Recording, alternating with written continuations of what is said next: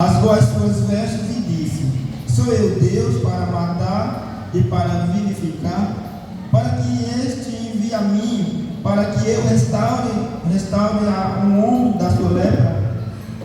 Pelo que deverás notar e peço-vos e vede que busca ocasião contra mim. Amém? Daqui a pouco nós prosseguimos. Então, de acordo com a palavra, Naamã era um homem leproso, mas ele era um homem respeitado diante do rei dele, diante da sociedade que ele vivia. E quando ele fica sabendo que em Israel existe um homem de Deus que é capaz de trazer a cura a ele logo informa ao rei. Mas se nós olharmos para a palavra, ela diz que Naamã teve vitória diante do povo de Deus. Então quer dizer que o povo de Deus perdeu uma guerra. E a Bíblia também diz que teve uma menina que foi presa, e essa menina foi serva da mulher de Naamã. E se nós olharmos para a palavra, isso é triste para o povo de Israel, porque perdeu a guerra. E também é triste para aquela menina que foi capturada. Mas, em meio às dificuldades que o ser humano vive, Deus tem um propósito. Toda dificuldade que o ser humano vive não é em vão, não é apenas para sofrer. É um propósito de Deus na vida daquela menina e na vida do pessoal de Israel. E não é diferente comigo e com você. Toda dificuldade que passamos, toda perda que temos, é um propósito de Deus na minha e na tua vida. E nós temos que compreender o propósito de Deus na nossa vida. Porque se nós não compreender, nós vamos perecer. Se nós não compreender o propósito de Deus na nossa vida, nós vamos desistir. Mas essa menina, ela não ficou chateada a ponto de negar o conhecimento que ela tinha que em Israel existia um homem de Deus. Ela era serva da mulher de Naamã, mas ela não negou o conhecimento que ela tinha que em Israel existe um homem de Deus. E ela falou para a sua senhora que em Israel tinha um homem capaz de restaurar a lepra dele. Um homem de Deus, um homem cheio do Espírito Santo. E quando Naamã sabe disso, ele vai informar o rei. E o rei imediatamente não pensa duas vezes para abençoar a vida de Naamã, para que Naamã seja um homem curado, para que Naamã seja um homem livre, porque ele era um homem preso a uma enfermidade. Ele poderia ter todas as qualidades, ele poderia ter todos os recursos e a consideração até mesmo do rei, mas ele era um homem preso. E nós podemos ter tudo, mas se nós não tiver Deus, nós não temos nada. E quando o rei sabe disso, o rei prepara ouro, prepara prata, prepara roupa e manda Naamã com os seus servos e até Israel.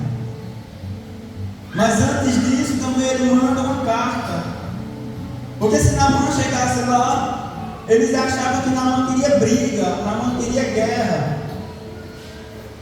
Mas ele diz que Naamã está indo às terras de Israel, porque ele quer ser curado. O rei não tem poder nenhum, e o rei fica indignado, e o rei fica achando que o pessoal quer brigar, quer guerra. Mas quando o profeta sabe dessa situação, o profeta diz: deixa ele vir, para que ele saiba que há Deus. Deixa ele vir, para que ele saiba que há Deus. Mas vamos continuar na palavra. Versículo 8. Sucedeu, porém, que ouvindo Eliseu, homem de Deus, que o rei de Israel rasgara as suas vestes, mandou dizer ao rei: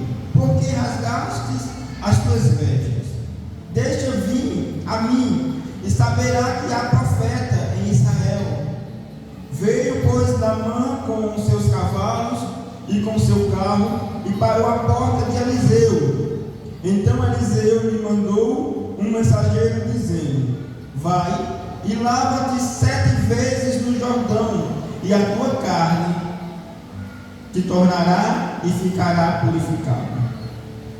Porém Naamã muito se indignou e se foi, dizendo: eis que eu dizia comigo, certamente ele sairá, pôs-se em pé, invocará o nome do seu Senhor, o seu Deus, e passará a sua mão sobre o lugar e restaurará o leproso.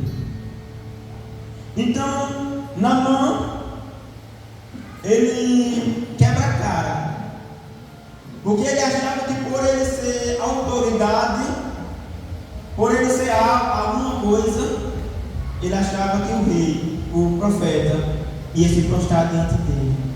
Ele achava que o profeta ia adorar ele, mas o profeta não quis se misturar, porque Naamã estava impuro, porque Naamã estava sujo.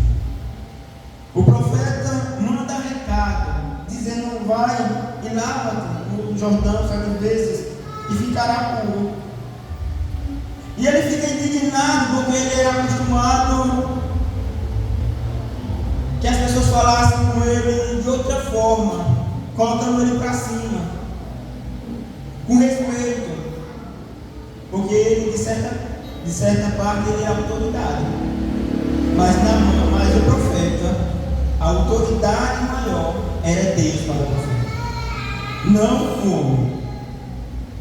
E ele diz assim no versículo 12: não são porventura Abana e Farpa, rios de Damasco, melhores do que todas as águas de Israel? Não me poderia eu lavar neles e ficará purificado? E voltou-se e se foi com indignação. Versículo 13: então chegaram-se a ele os seus servos e lhe falaram, disseram: meu pai, se o profeta te dissesse alguma grande coisa, porventura não faria? Quanto mais dizendo que ele: lava-te e ficarás purificado. Então Naamã, com o orgulho dele, com a ignorância dele, ele não queria se lavar no Jordão, porque para ele as águas do Jordão não eram tão limpas como a da terra dele. Mas